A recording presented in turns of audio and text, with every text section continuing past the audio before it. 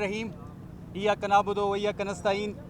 जैसे आप सबको पता है कि बरोज़ जुमेरात वज़ीर आज़म इमरान ख़ान से उनकी दोस्तों की और उनकी पार्टी रहनुमाओं की मुलाकात होती है और उसके लिए पार्टी एक लिस्ट जारी करती है। आज की लिस्ट के मुताबिक सैयद फ़खर जहां साहब का, मलक लियाकत साहब का, अकरम उस्मान भाई का, समी असलम साहब का और मेरा नाम शामिल था। और हम तमाम लोग 10 बजे से लेके 12 बजे तक यहाँ पहुँचे। अडियाला जेल पे हमारे नाम नोट किए गए और ये मैसेज दिया गया कि आप इंतज़ार करें और हम आपको कॉल करेंगे अंदर मुलाकात के लिए। लेकिन हमेशा की तरह किसी भी रहनुमा की मुलाकात नहीं हो सकी।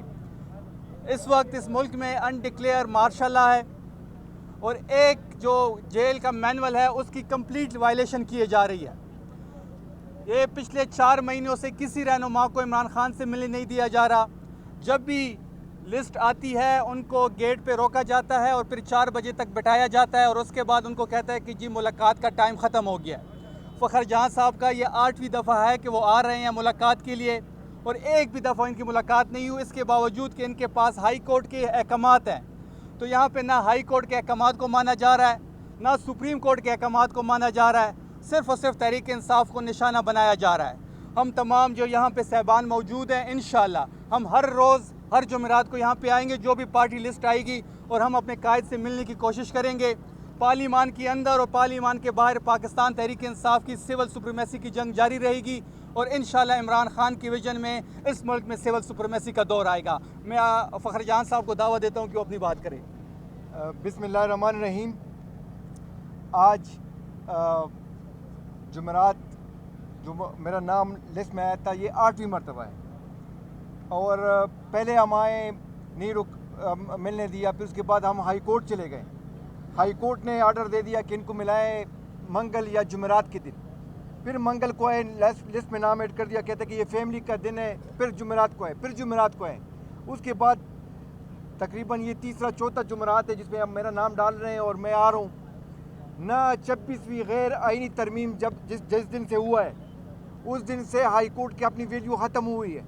हाई कोर्ट के किसी भी जज की बात नहीं मानी जाती और ये जिन लोगों ने पास किया है उसके गुनाहगार हो गए और इंशाअल्लाह इनको भुगतना पड़ेगा, क्योंकि ये जो इन्होंने कानून पास किए हैं आजकल ना पाकिस्तान में ना जजों की इज़्ज़त है, ना पार्लिमान की इज़्ज़त है, ना जमहूरियत की इज़्ज़त है, ना पाकिस्तान में गरीब अवाम की इज़्ज़त है और ना पाकिस्तान तहरीक इंसाफ के लोग और वोटरों की इज़्ज़त है कि जो कि कुल पाकिस्तान के 85% लोग पाकिस्तान तहरीक इंसाफ में हैं।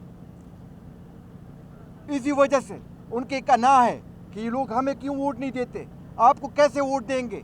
जो आप लोगों के ये फैसले होते हैं, आप लोग जजों की इज़्ज़त नहीं करते, आप लोग पार्लिमान की इज़्ज़त नहीं करते, आप लोग जमहूरियत की इज़्ज़त नहीं करते।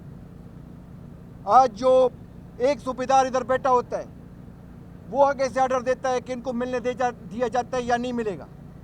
पाकिस्तान जो है सूबेदार चलाते हैं, हर जगह पे एक सूबेदार बैठा होता है। ये कहाँ का कानून है? डिक्टेटरशिप है, ये सिविल मार्शल लॉ है। अगर मैं अपने लीडर से मिलने जाऊं तो मैं क्या करूंगा? मैं कोई पाकिस्तान का तो मुखालिफ नहीं हूं। मैं एज ए मिनिस्टर जो मुझे पाकिस्तान का फ्लैग मिला है उनकी इज़्ज़त नहीं है। मैं आता हूं, इधर मुझे रोकते हैं, मुझे आगे जाने नहीं देते कि आप लोग इधर बैठ जाए। तो ये कब तक ये कानून चलता रहेगा? लेकिन इंशाअल्लाह रात भी ख़त्म होने वाली होती है और सुबह निकलना होता है। अगर आप एक पहाड़ी पे चढ़ भी जाए तो उससे नीचे उतरना भी होता है। ये हुकूमत पे गिरेगी और इंशाअल्लाह हमारा टाइम आएगा और इंशाअल्लाह फिर हम आपसे पूछेंगे। इंशाअल्लाह पाकिस्तान तहरीक इंसाफ जिंदाबाद।